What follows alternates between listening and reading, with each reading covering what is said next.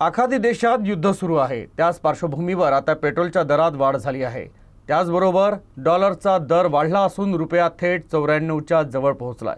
त्यामुळे येणाऱ्या काळात सर्वसामान्यांना फटका बसणार हे निश्चित झालंय। आखाती देशात युद्ध, मात्र भारताला झळ।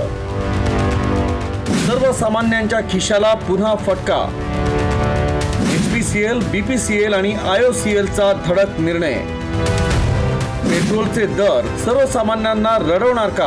आखाती देशात युद्ध सुरू आहे। त्यानंतर गॅस दरवाढीचा फटका सर्वसामान्यांना बसला।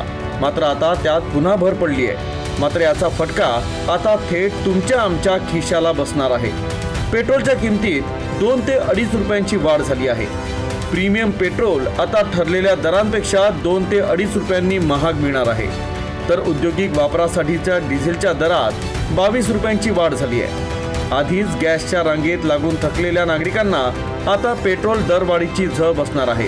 मात्र सध्या सुदैवानं सामान्य पेट्रोलचे दर जैसे थे आहे। मध्य पूर्व देशांमध्ये सुरू असलेल्या युद्धाचा फटका शुक्रवारी भारतीय बाजारपेठेला बसला।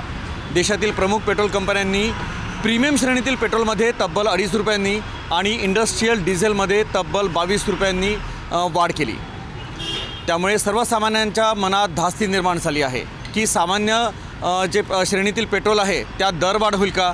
सिलेंडरप्रमाणे याची देखील टंचाई होईल का? केंद्र सरकार टप्प्याटप्प्याने दर वाढवतील की एकदम मोठ्या रकमेनं दर वाढवले जातील? असे अनेक प्रश्न सर्वसामान्यांच्या मनात निर्माण झाले आहे। आता केंद्र सरकार ही स्थिती कशी हाताळते? अपरिहार्यपणे केंद्राला दर वाढवावे लागतील का, की येणं केनं प्रकारेनं दर स्थिर ठेवले जातील? याकडे साऱ्यांचं लक्ष लागलं आहे।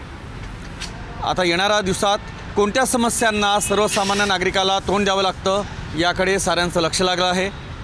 कॅमेरा पर्सन लोकेश मोहितेसह राहुल जोशी, USN न्यूज, नागपूर।